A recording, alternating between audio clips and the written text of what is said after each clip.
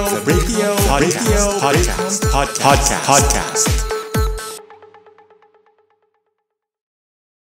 Kuya Rene Boy, a lot are wondering, what's next for you and your brand or company naman? Okay. Actually, ngayon kasi more on virtual eh. So, yung, di ba, virtual setup, work from home setup, ganyan. Kahit din yung Renaissance VA Mhm. agency natin is more on virtual setup. So, what's next? Mhm. Actually, ang target ko is magkaroon ng sariling building and magkaroon ng, yon, physical office someday. Yun talaga yung goal ko, magkaroon ng physical office. Saan location ang bet mong itayo ang ano na yan, ang office space na yan? As long as Manila siya. Yun. Manila, As long as okay. Manila, Metro Manila. That's next for you, right? For the brand, you Mm. are aiming to Mm. have your own office space, like physical space, right? How about spiritual Yep. space? Charot. So a physical space, and in terms of yung head count ng yung the people that you are helping in terms of being part of the Renaissance VA agency, like how many head count do you plan to achieve in the next 3 years?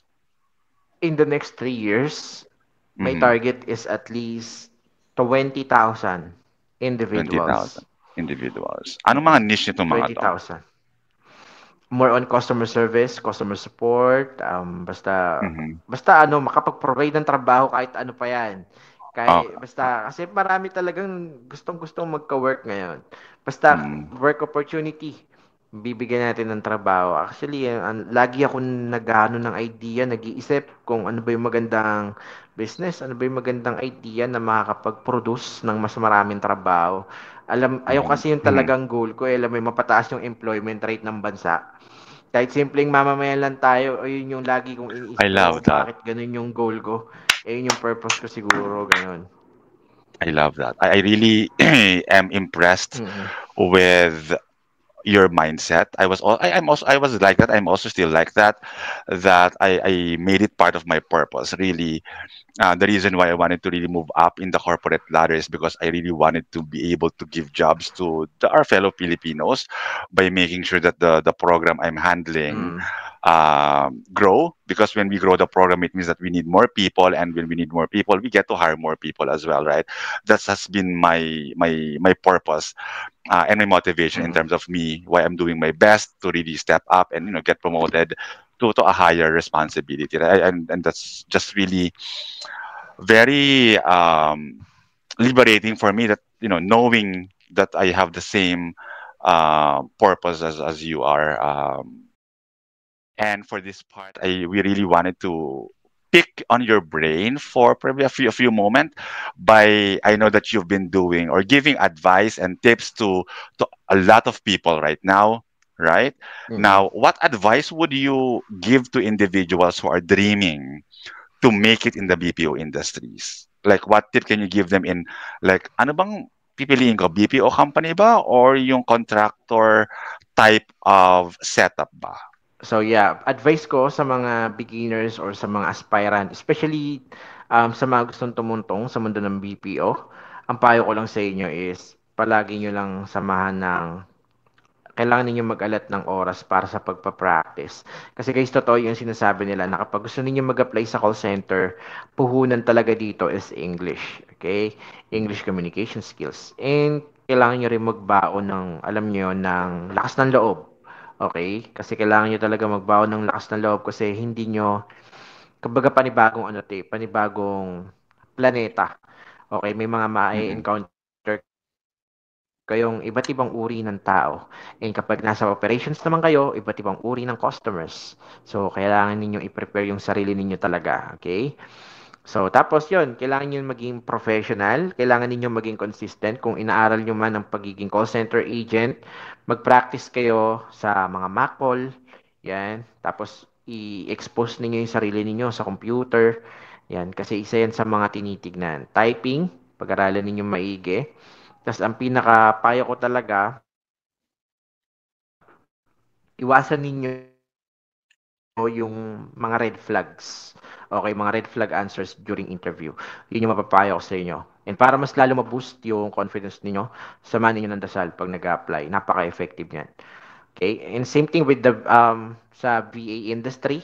It Mhm. depends kung gusto niyo mag-strive. Okay? Kung gusto niyo maging VA, gusto niyo maging individual contractor, pwede rin naman. Pwede kayo mag-freelancing. But you have to make sure na kailangan meron kayong contingency plan. I'm not sure with the term, or kailangan may plan B kayo kasi minsan sa pagiging VA or freelancer, kailangan ninyo kasi minsan wala kang client sa loob ng isang buwan, Mhm. 2 buwan. So, saan nyo kukunin yung budget ninyo? Rental, bills, ganun.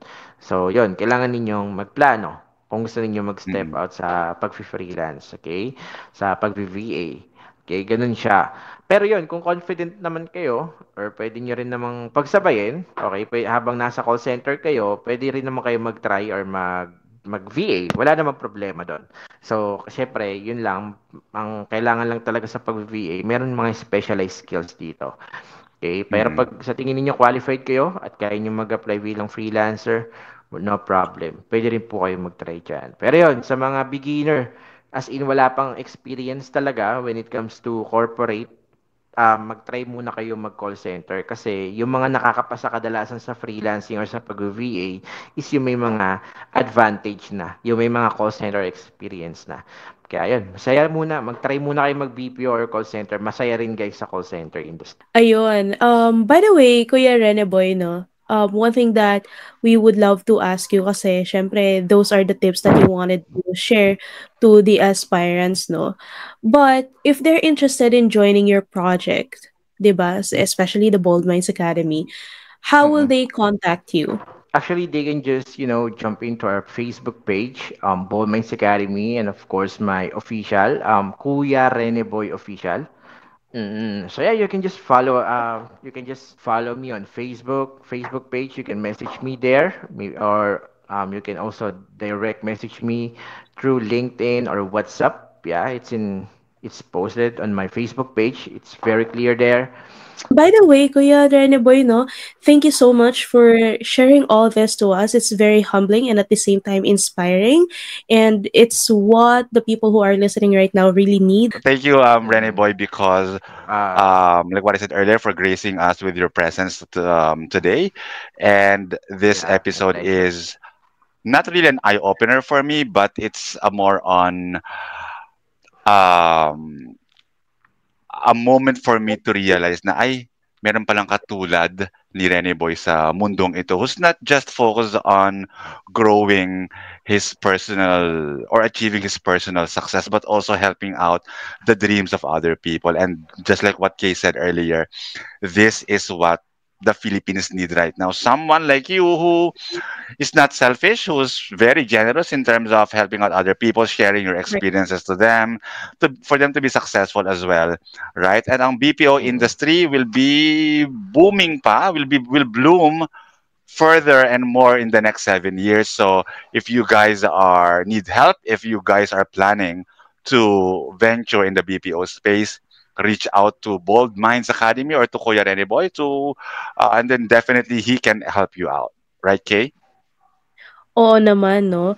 And to those who are listening to us right now, we want to hear from you. Na-inspire ba kayo sa episode natin today? Drop your thoughts in the comment section below and tag us din sa mga trending memes ninyo. And we're also in YouTube, Facebook, TikTok, and Instagram. Agree. So let's interact on our social media accounts. And for those who are exploring opportunities in the BPO industry, work from home or on site, join our Discord group. We are actually exclusively posting job ads there every Monday. Lastly, check our bio and join our growing community. And that wraps up another episode of the BPO Break Room. Salamat sa pagsama sa amin today. We hope you enjoyed the kwentuhan and learned something new. Don't forget, laugh, learn, and level up. And follow us on Spotify, YouTube, Facebook, and TikTok for exciting updates, tips, and more chikahan. Give us a thumbs up and share this with your workmates. Baka ito na ang break time inspiration nila. Until next time, stay awesome, stay productive, and always take time to recharge. Kita-kits ulit dito sa The BPO Break Room.